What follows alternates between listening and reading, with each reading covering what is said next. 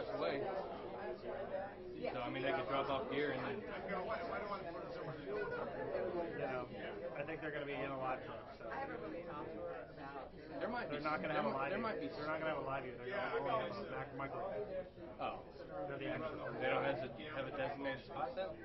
Oh. Yeah, they could be screwed. That's what I'm saying. Yeah. We might have to look to see where we can find. Yeah. Like possibly park a truck there. They should show up at 4 a.m. They are. They might find something at 4 a.m. We'll see. You'll know more once the police or once the barricades. Yeah.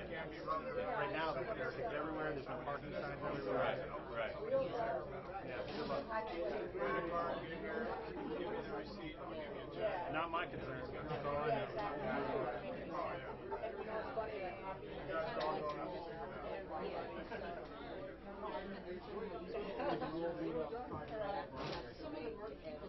But now that, I mean, now that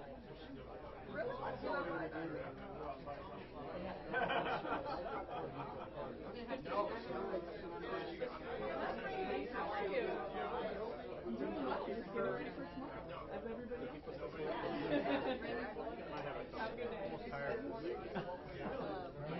Sick of winning. I don't want to be down. I just want to do a different story. yeah.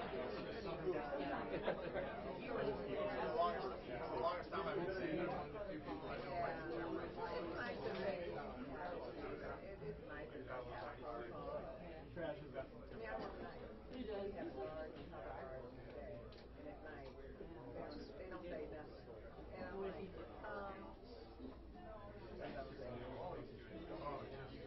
Kind of.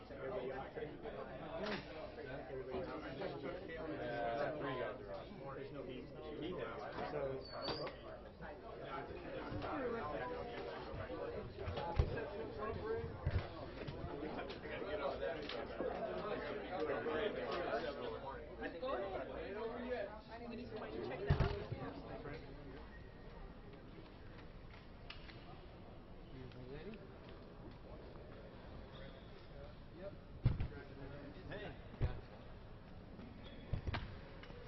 Hey, I have some stuff for you. I'm shooting you right over your shoulder. I'll put it down. Right over your shoulder. Okay. You stand on the side. Yeah.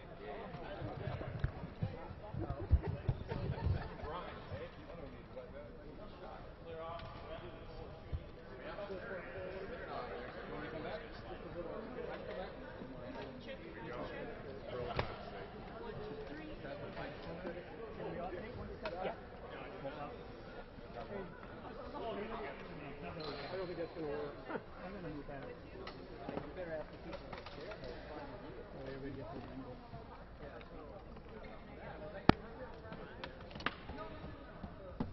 what?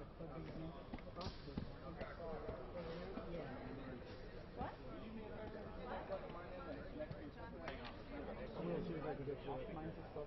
I don't want to. Over here?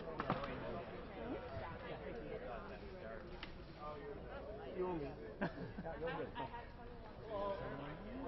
Let me squeeze in there, Alex. Do you mind plugging one more? Okay, I can try to come around.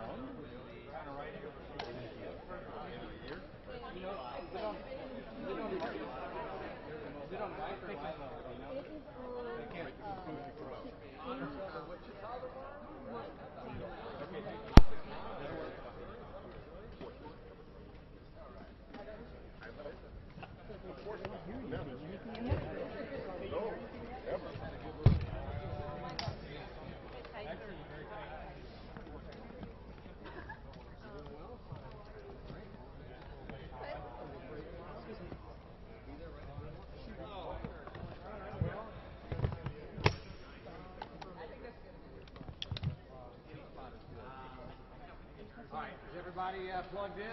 Yeah, but I don't think we have anything. I don't think we have audio yet. Don't think we have what? Audio. Audio. There's nothing coming out of the box. Audio for where? For Coming out of the Testing box. 1 2, testing 1 2. where's Marcus Huffman at? It's a little low, but yeah. Hang on a second here so we get this audio fixed.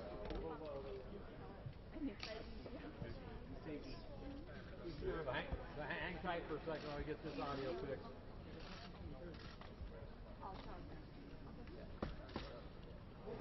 Nope. We're gonna hang tight. Yeah, let's hang tight for just a second. Oh, it's coming up. Is it working out? 2 days ago. Yeah, You hear something? I'd read his name. Yeah, It's there, but it's very low. It's pretty low. It's kind of like a shawarma, like big, huge dude. I don't hear it. Better? Raking. Steve, you want to do a test 1, 2, 3? Test 1, 2, 3. How's that? Any audio yet? Perfect. Is that working? You guys get something? It's really low. Getting it is just real low. Well, we all are. Can we start, Raymond? Yeah, go ahead. Let's go. Microphone's good. Go ahead.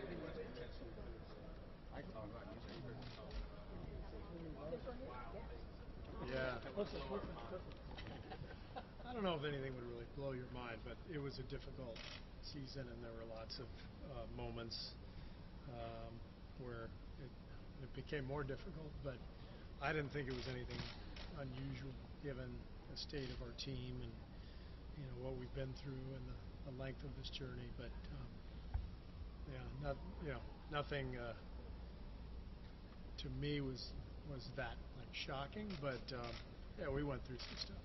For you and the staff, was this the most arduous of the four? Oh yeah, for sure. This was the toughest of the four, mainly because of the cumulative effect of doing this 4 years in a row, getting to the finals 4 years in a row. It's just difficult. It felt to me like the whole year we were just trying to get to the playoffs, and that's not a very healthy way to do it. But we didn't have much choice. It's just human nature, and a lot of injuries, a lot of wear and tear. So given that it was your most difficult time, would you also say it's your personal best in terms of coaches? No, I wouldn't say that. Every year is different, and every year is unique to itself, and so it was just a different season. But every one is very satisfying in its own right, and it was very gratifying, but took a long time to get here. Would you describe it as butting your head at times that maybe comes with what you guys were trying to do? I mean, to repeat, to get to a frustrated final. I mean, with what's going on with the group? I think more is being made of this than anything that actually happened. I mean, I think David is right. This was very difficult, and there were definitely some things that happened that never made it out to the press. But again, it wasn't that earth-shattering to me. This is just kind of normal for a team to go through some stuff during the season. I know your goal next season is going to try to make it to the Sun as even more or whatever. But is that even possible with knowing you're going to bring the guys back? Is that task even possible? Well, we have to do everything we can to make it as smooth as possible. So, it's not possible to have everybody as eager as they were in 2014-15, but it's possible to make some changes to help us shift our focus a little bit. And I think getting younger is an important factor for us. We'd love to get Loon and Patrick back. We'll see what happens with them, but I think it's good that we're going to be relying on a lot of young guys like Damian Jones and Jordan Bell and Quinn Cook, and so that's part of it, and part of it will be just how we treat it as a staff. And I'm a big believer in the game within the game. We're going to have a lot of games within the games next year. Steve, along those lines, what did you see from the bench this season, and in what ways, beyond you mentioned the youth part, do you think that can get better? I thought the bench was great this year. We had a lot of specialized players. We took some grief for having 5 or 6 centers, but every one of them played an important role for us this year, including in the playoffs. The league has changed so much, and you have to be ready for different challenges. And so I thought at various times, David West was our 5th best player for much of the season. Zaza started 50-plus games and helped us win a lot, and took on a major leadership role for us after he was out of the rotation. You look at JaVale, started the first round and the finals, and not much in between. but the matchups dictated that. Jordan and Looney really came into their own the last 2 series. So, the bench was good. I thought Nick Young played well in the playoffs, played really well defensively. He hit probably the biggest shot in Game 7 against Houston on the road. I thought his 3 turned the tide in that game. And in the end, when you're talking about a bench that is trying to help a team win a title, that's what it's about. It's not about putting up great numbers. It's about helping you win games and series. And every one of those guys contributed. I didn't even mention Quinn, the job he did when Steph was out. Part of your bench's obligation is to help you get through injuries and get through the long stretches of the season where you're kind of fried. And so I think our bench will probably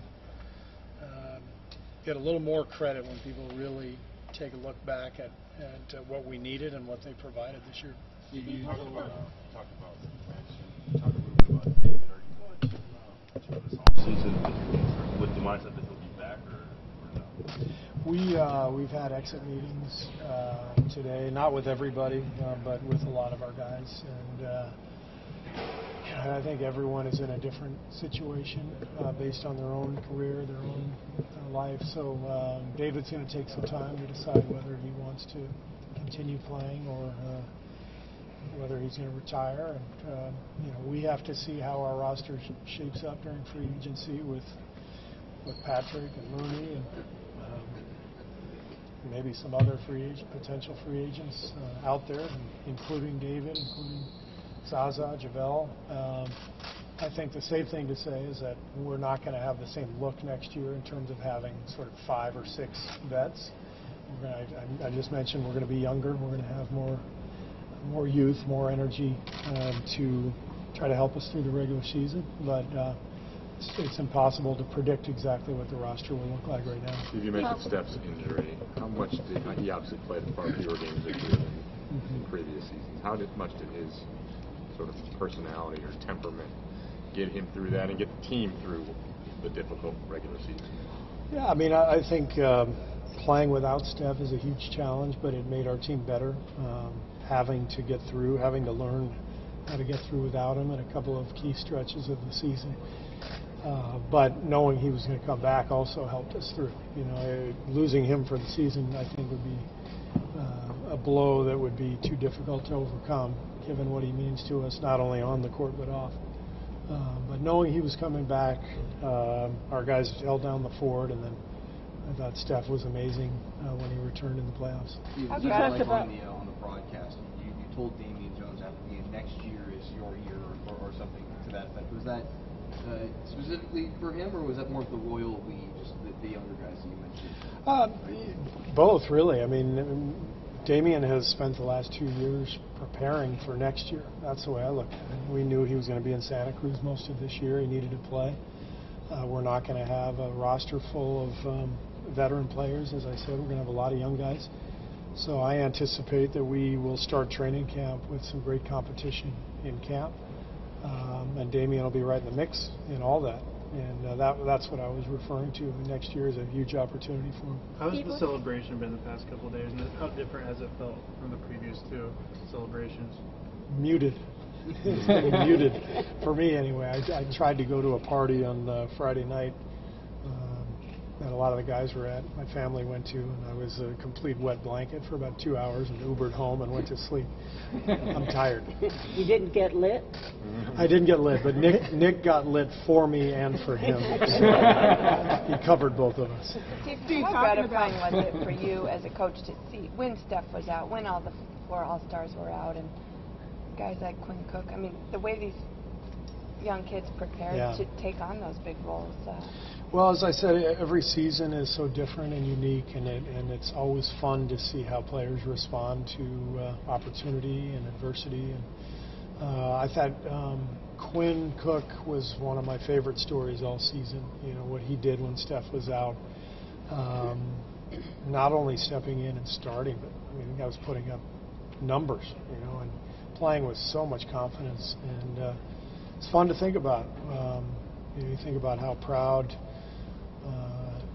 his family is of him, and how happy he is to be really putting himself in a place to have a long NBA career. Those are the stories you really look for during the season and feel good about when the season's over.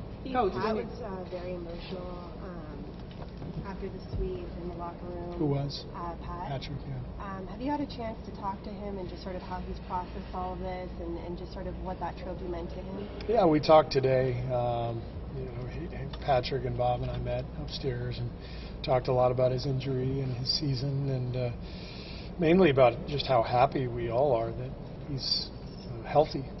That was the scary thing at the time. Obviously, we didn't know if he'd ever play basketball again. So the fact that he made it through that time, that difficult time, came back and played in the playoffs in the last two series, it was really gratifying for him and for us, and we're excited for him, hopefully, to be here next year, although he could go elsewhere. He's put himself in a good position, and he's a free agent, but we'd love to get him back. I hope I don't get fined for that. Am I still finable? I don't know.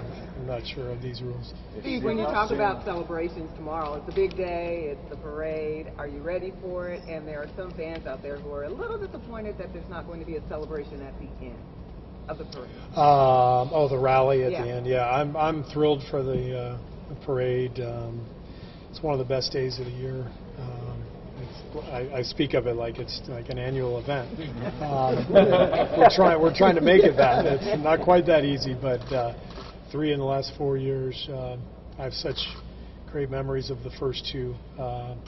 Something about Oakland that is really special. I mean, obviously we're the Bay Area's team, but you go through the streets of Oakland and you see everybody's faces and the joy and the diversity and the passion and the whole community coming together. It's pretty cool. So I'm really excited. And as far as the rally, I screwed up last year and didn't mention Steph Curry's name. So I'm kind of happy there's no rally. I can't make any mistakes this year. You've mentioned the desire to go young. Is there also a need, a must to flip bigs into wings too, and maybe only have? Well, I mean, more than likely we will have a better ratio. The thing that I think I mentioned to you when we talked about this during the playoffs is main thing is you got to have guys who can have a role. And in the end, we pretty much needed all of our centers this year. Zaza was our starter for 55 games or so, and didn't play much in the playoffs, but was a huge leader for us. And every other guy, there was a matchup that we needed a center for. So it's gotten difficult in this league to determine exactly what you need. We could have had 3 fewer centers and 3 more wings, and maybe none of the wings would have been able to guard James Harden or Chris Paul on a switch, and I wouldn't have played them. So fact is, all those big guys came through for us when we needed. The injuries to Patrick and Andre hurt us, but we were able to withstand that, and in the end, it all worked out. Coach, how soon do you think you and Joe are ready to talk numbers? Say that again? How soon do you think you and Joe are ready to talk numbers? We'll get that done pretty quick. I don't think it'll be much to it, and it should happen relatively quickly. Coach, LeBron is available. Yeah, that's not allowed to talk about that. That's for sure. Steve, you're one of half dozen coaches to win 3 or more NBA championships. Does it blow your mind a little bit? Yeah. I mean, it's I never could have envisioned this. I know when I took this job, I thought we could be really good, but I could never have dreamt of 3 titles in 4 years. So it's pretty incredible to be a part of the group and the organization. Have you heard from Pop since winning this last one? Yeah, Pop and I talk all the time. So he's one of my good friends and an important mentor for me, and so we always stay in touch. Steve, is it the greatest basketball dynasty of all time, and how would it match up against the teams you played on? It'd be hard to beat the Celtics of the 60s. I don't know exactly how many they won. I think it was like 10 out of 11 or something. So that's probably never going to happen again. What about the teams you played on in the 90s? It's a similar feeling. I don't get into the ranking, all that stuff. It's just whoever you like, whatever floats your boat. So, but having been there and been here, it's a similar feeling of winning pretty consistently at a high level. Those Bulls teams won 6 and 8 years. I was only part of the last 3, but winning 3 out of 4 is not easy, and 6 out of 8 for Michael and Scotty and the core of that team was just incredible. But we're still young enough where we can still compete, and we're going to keep going for it. And at the end, you guys can all rank where we end. Steve, did you ever think about how things would have felt if they didn't turn out this way, and just sort of what's the gratification like, or just sort of the relief now that you got to head into a break into summer? You mean if things hadn't worked out this way, like if we had lost in the playoffs? Or, yeah. No, I don't really think about that. I mean, everything's just going to happen based on some good fortune and a lot of effort, and you put yourself in a position to win. And one thing I always talk about is we want to give ourselves a swing at the plate every single year, as long as we have this group that's capable of contending.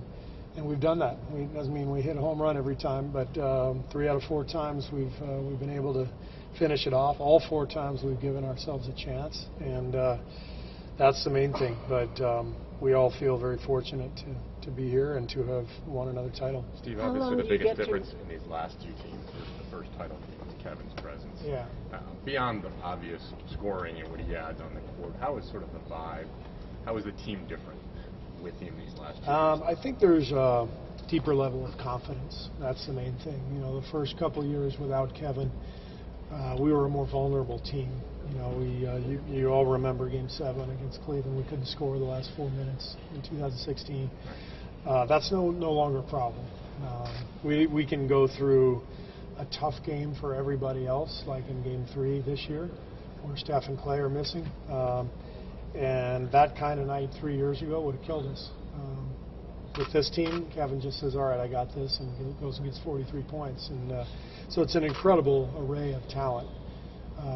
And it's an incredible luxury to be able to count on so many guys, because in the playoffs you don't know what's going to come, and there are going to be difficult nights. But Kevin has given us a level of confidence and depth of superstar talent that we didn't have before. Can you share what some of your plans are now, how long you relax before you have to get back? Well, fortunately, I don't have a major commitment. I'll be at Summer League in Las Vegas, but I'm not going to do anything. Willie Green will coach the team, and I'll just observe, and I'll come in for the draft, and come in for a draft workout tomorrow. But for me, it's there's no work at all. I'm just watching and enjoying my time and enjoying my family, and there's really not a major commitment like there is for Bob and the management side with free agency and the draft. So I'm going to be relaxing quite a bit the next few months. I'm looking forward to it. How important is that pick, do you think? I think it's a big deal. And having talked to our scouts, not just Bob, but Reggie and Lamont and Larry Harris, I mean, we like the pick. They like the pick, I should say. I don't know enough about the draft, but I trust them. They've been amazing these last few years in picking guys who have contributed, late in the first or even mid-second. So they think that we're going to get an impact player, and I have a feeling I'm going to play that guy and give him a chance next year, given the state of our team. So it's exciting. Steve, as successful as you guys have obviously been these past 4 years, because of the core you have of all-stars and the age you're in, do you have any sense of feeling like you guys are just getting this thing started? It's hard to say that because, it started 4 years ago, and 4 years is an eternity in the NBA. But what's exciting is there is the realization and thought that we're young enough where we can keep competing for the next few years, and we hope to do so. But we're also aware of how difficult this is, and there's also a chance that we never even get this far again. But we have a chance, and our guys are young enough and experienced enough now where we feel like we're going to compete the next few years, and hopefully, keep doing what we're doing. How committed is the organization to going over the cap to try to maintain the excellence of the team? Well, all you have to do is look at our track record. Joe and Peter have committed every resource to hanging those banners up there, and that's what it takes. To me, everything in sports starts at the ownership level. And we're lucky. We have the best owners in sports, and they're committed to winning, and they're one of the big reasons that we're sitting here celebrating all this success from the last few years. You talk about the youth of the core. From your experience as a player and watching Michael and Scotty, what is an NBA player's prime? What is a realistic outer limit? Well, it depends. I mean, you could look at LeBron and say he's in his prime right now, and he's 34, I think, or almost 34. So it really depends. I think, generally speaking, around 30, it's important for athletes to really take the next step. Before 30, you can eat Skittles and go play 40 minutes and nothing. And then all of a sudden 30 comes is like, ooh, that wasn't a good idea, and the body starts to hurt a little bit more. And I think that it's important for Kevin, Steph, Clay, Draymond, and I know they're already doing this, but it's important for them to take the big picture over the next 3, 4, 5 years and do everything possible to extend their primes, because it does take more work as you go. Is that it? Thank you, everybody. Thank you. All right. See you later. Thank you. Bob will take it from here. You doing well too? Yeah.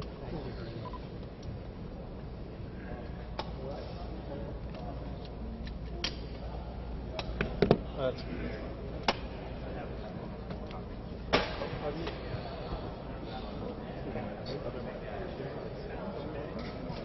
Well, I'll go back and look and check to see if it's there. Well, I don't know. Whatever you did louder, About 5 minutes in, made the levels come up, so I'm not sure.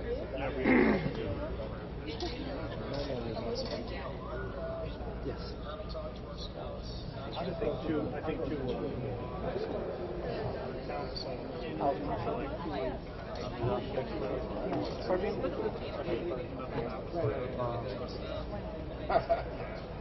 Well, I can't watch him. Well, I can't move. Right? I think I got it. Sorry,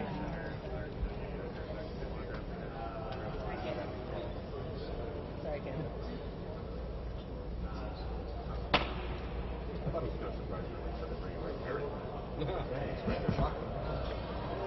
He's going to teach the entire team how to shoot free throws. I don't think Steph That's the ultimate compliment when you watch on DVR. Fast forward through timeouts, obviously, and then fast forward through free throws. But I watch it on free throws. Just because of the rhythm. There's just so much, just like nothing. He holds the record. He now holds the record for most threes. He's when he's all said and done, it's just the entire record. All the good ones, all the bad ones. But almost more than the threes, I like free throws just for the tempo. It's like any else swinging it off. It's just something that there's an ease and a consciousness. Muscle memory. Yeah. And skill. Yeah. That was my come on, Bob, let's go. Podcast with Charles Charles was saying that the talent in the league today is down from what it was when he was playing.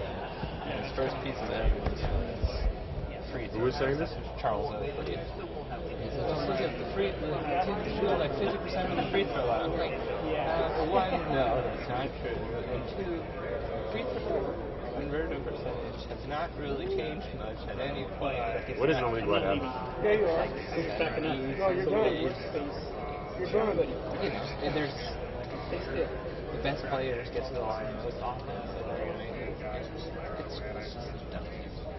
I get My son shot 86% this year. Third highest single season percentage in Camp Window history. Pretty good. It was cool.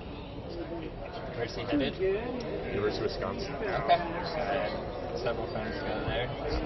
Most of them probably had a good experience. They did. Everybody that we've talked to loved it. It's great. A lot of fun there for people his age, I'll put it that way.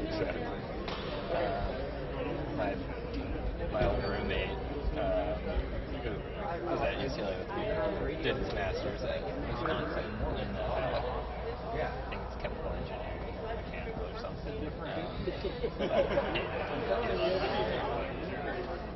Yeah, a lot of people have good experiences, so that gives us hope. Cold in the winter. Yes. Christmas break's a month long, so that helps. Is he going to try to... He might play club sports. He's trying to figure out what to do on that front. He's just not big enough to play. He had some D3 interest, but he just decided he wanted to go to bigger school. Just basketball or just both? I mean, basketball was what he prioritized. Well, he prioritized that in high school. If he had prioritized baseball, I think he would have done something, maybe even D1. But he prioritized basketball with his passion. He's 5'10". Yeah. I mean, there's reality, right? I miss those days. I miss high school sports. I do too. I had a lot of fun the last 4 years, as you can imagine. I would give anything to go back to that time.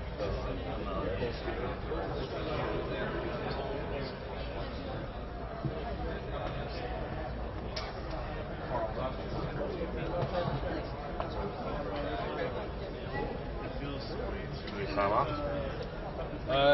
Yeah, eventually. I'm going to Spain and Portugal early August for about a week and a half. Cool. So yeah, I do one trip every summer. Yeah, my wife will start going to Europe tomorrow. I'm staying on the works. England, Belgium, France, and Italy. Yeah, I mean, it's the introduction to the world. All right. What's up, Bob? Hey, what's happening?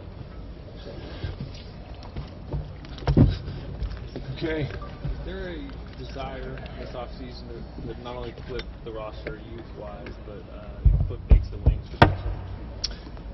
Yeah, it's finally we get to analyze the roster and whether it was good or not. I always want to end like we did, but it's imperfect. Even finishing with a sweep in the finals, you always look back and say, what could we have done differently? I think because we don't have the ability to pay a lot to the center position. We have limited resources because our other players make money, so we had to kind of patchwork that position together. We'll see what we have to do for next year. I like that Steve and I talked this morning. We ended up using all 12 of our centers. I mean, 6, I think. But hopefully we can see what happens with McCaw, who we end up drafting. But yeah, we'll always look to see what we can do and maybe give us more depth at the wing spot, guard spot. We'll see what happens in a few weeks. In your mind, is it harder to maintain a championship caliber roster than even to build one? I think they're both are pretty hard. I think it feels easier on the ascent. As you climb up, you don't really know. You hope, and you can dream of a championship looking back 4 years, but trying to maintain it has a different type of perseverance, a different type of grit, and for those of you that were there 4 years ago, I was commenting the flight back. Was it Saturday? Contrasted that with the flight back from Cleveland 4 years ago. Guys were sleeping. There was no talk of going to Vegas. It was a much more subdued group, but also a very fulfilled group, a very gratified group. As far as the first one was so much different as far as exuberance, and you can contrast that with building a roster. Maintaining has a different type of energy and work that goes into it. Bob, with everything the team went through this year and the obvious challenge of motivation this year, is it possible this was Steve's best job as a coach and the staff's best jobs in your time here? I think he does a great job every year. Yeah, but I think I said to a few people, you couldn't locate or find a better individual, I think, on the planet to navigate a team trying to get to the finals for the 4th year. One, because of who he is and his entire makeup. It makes him unique, all his talents. He checks so many boxes, but also he played and tried and did win 3 championships on the same team. So he knows firsthand, and that's something he constantly conveyed to myself, to the organization, to the players throughout the year. This is going to be the most challenging year. It does, and I read some things he said. It doesn't mean that you can, even knowing that doesn't help you through it. It helps you a little bit, but he was great with our team all year, passing that message along. When did he first mention that, hey, this is going to be tougher? Was it when you were in the midst of the injuries bug, or? Probably a year ago today, after we'd won it. He said this coming year, and he probably is saying it now. I don't know what he said to you guys, but I think next year is going to be harder than this year to accomplish what we want to accomplish. So yeah, he knew it right away. There's a reason why you don't see a ton of back-to-back champions. You certainly see less back-to-back-to-back. So many factors go into that, trying to keep a team together, trying to stay healthy, the mental fatigue. You know, it's exhausting in some respects, not just for the players, but for the whole organization. Steve's West comments kind of gained some traction about how it would blow our minds if we knew some of the stuff going on behind the scenes. To you, was there anything abnormal about the adversity you guys faced? No, I don't think there's anything to that nature. Clearly, there was things here or there, but not. I wouldn't characterize it that way, I should say. But certain challenges, some were apparent, some not. But yeah, I wouldn't put it that way. But he's certainly free to put it that way if he wants to. Do you think you said that just to kind of troll us? No, I mean everybody's a different perspective on things, so I don't know. I mean, I was right next. I was near him when I heard that, and it took me a second to process what it was, but I actually had to ask him. But yeah, don't worry about other stuff. Is my advice. Focus on other things. Steve's one of 6 NBA coaches in history now with 3 or more championships. And when you look at the others, like Red Auerbach and Pat Riley and Phil Jackson, they're kind of these outsized personalities and maybe even egos. How does Steve do it with his, sort of humble, deferential persona? Well, he doesn't have a lot to. I mean, like everybody's free to. Those people you mentioned were successful beyond measure, and so I think what makes Steve and those guys is great coaches is that they projected who they were. And Steve Kerr is an authentic, humble guy. He wasn't a star of any team. Has worked very hard. Has accomplished great things. Has had to persevere to get there. And I think when you look at a modern player, they want a coach that they feel like is putting his ego aside and helping them achieve their goals. And Steve, for a coach to walk in the locker room armed with 5 championships, I think the team's well aware that he's got a lot more rings than they do as a player, but now he's charged with helping them obtain their goals, and I think that's what players get behind him, or that's why they get behind him, and it's an unbelievably effective thing to do, to walk in the locker room with that kind of credibility, and then to just be the person he is, just adds to it.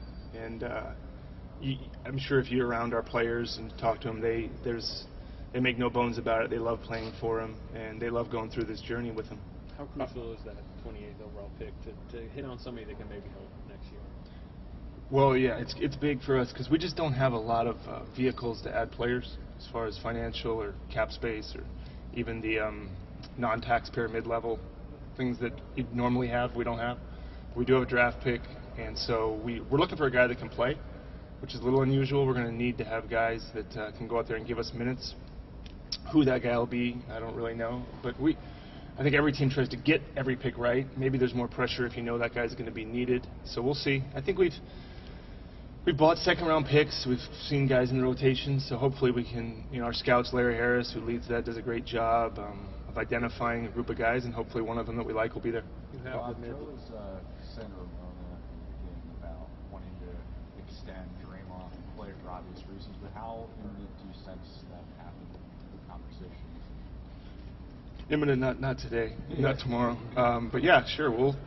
Guys have proven that they can win, so you want to keep that group together. I have no idea how that'll play out. It's a lot of different conversations that have to take place, and if that's something that we want to look into, I'm sure we can have those.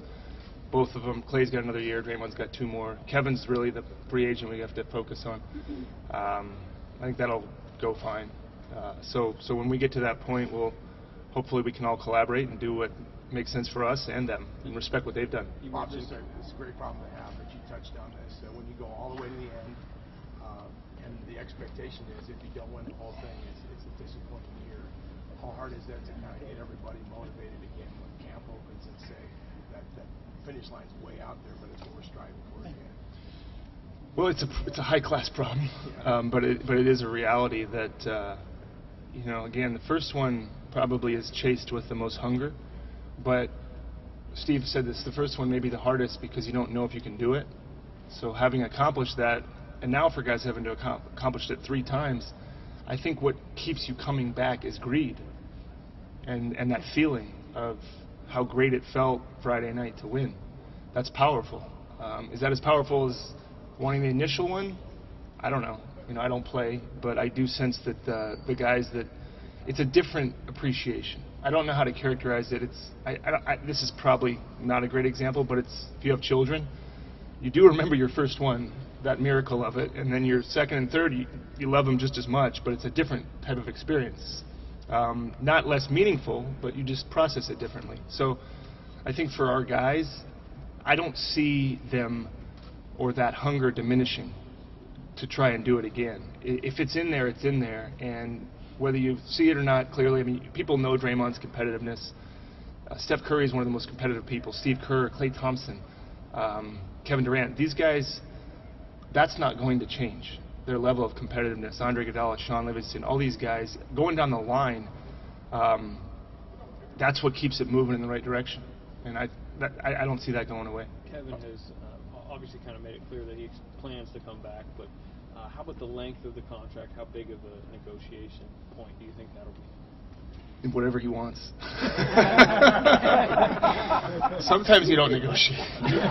Is your desire to get it as... Yeah, I mean, I'd love to have him for 10 years. But Kevin Durant, he already, look what he did for us last year. I mean, he did us a great service, so he's earned the right to sign whatever deal he wants, and I just want him to sign a deal.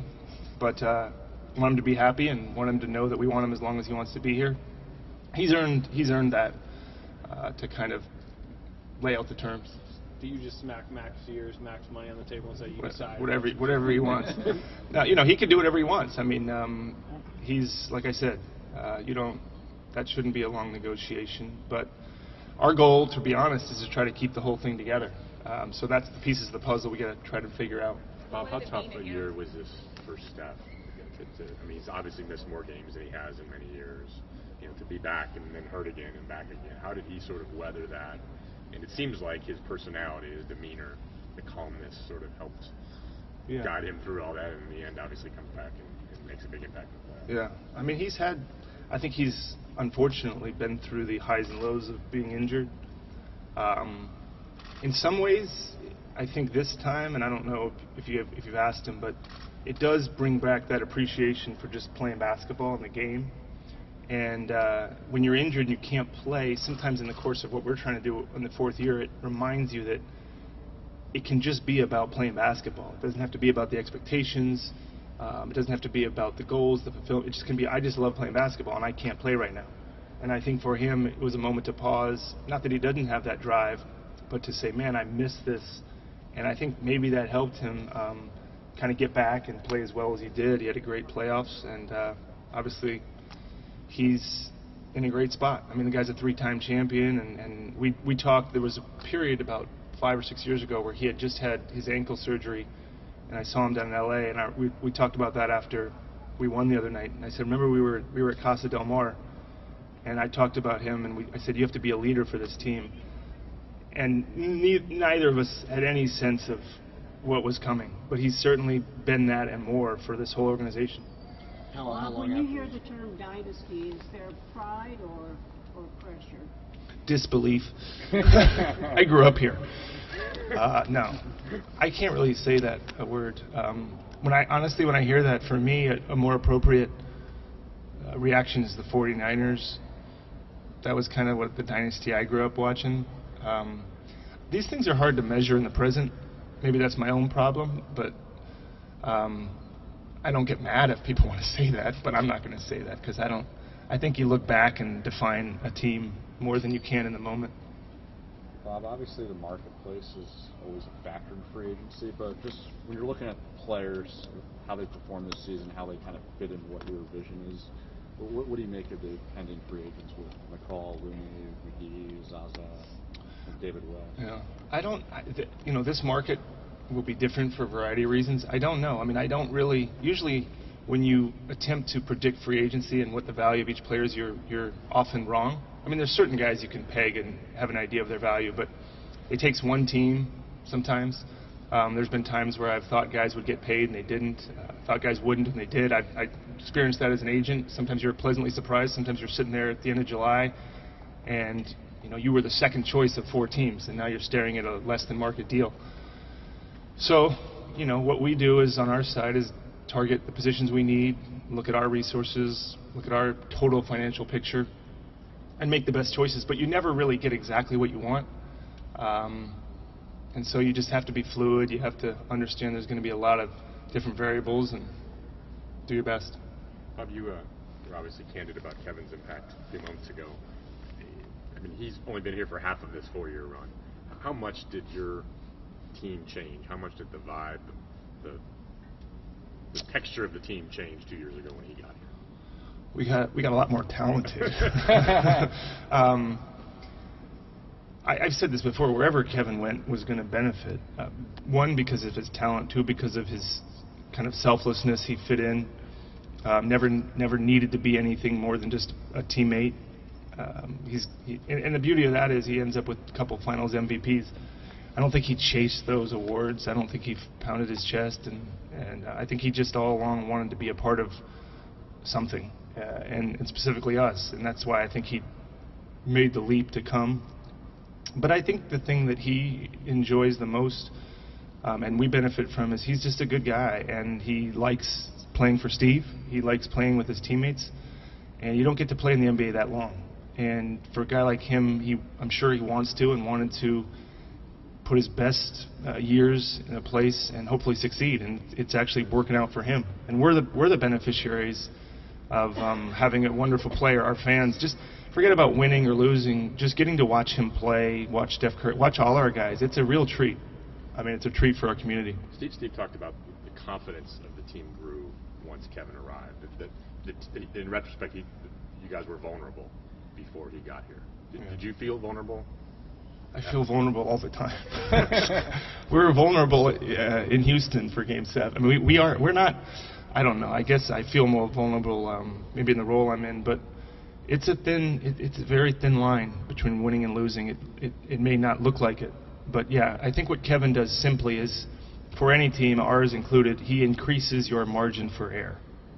You can play sometimes imperfect with a guy like him and win, and this league is so competitive that that's a luxury. This is a league where if you don't play well or play your best, you lose 90% of the time. But Kevin gives you the ability to maybe have a B game and come away with a win, and that's hard to find. Is there any fear that Kevon Looney put himself in a position where you aren't going to really be able to afford him this offseason? Is there any regrets about maybe not picking up his option in October? I don't know. I mean, you have to make the decisions that we make based on the information you have. You'd probably, the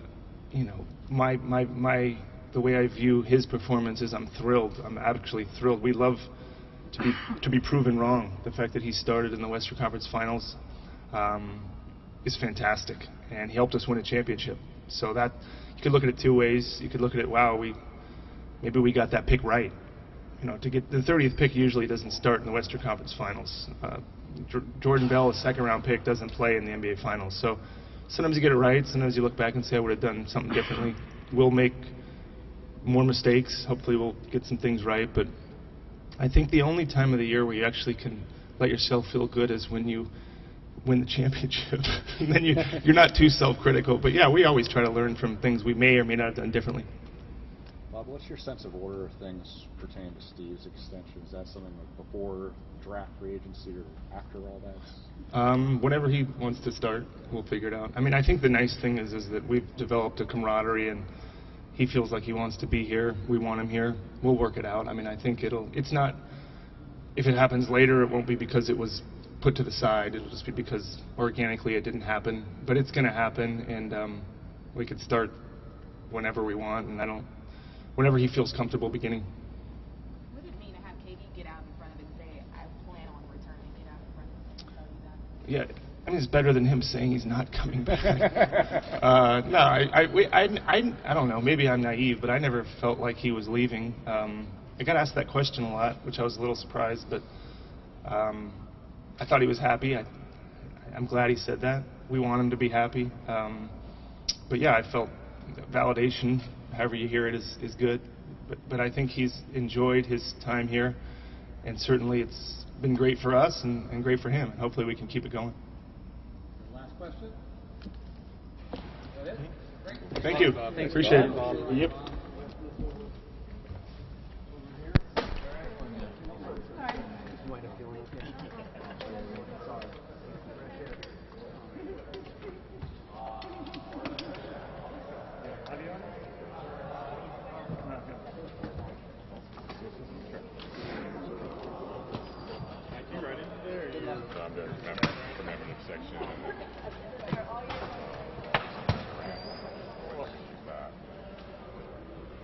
How are you?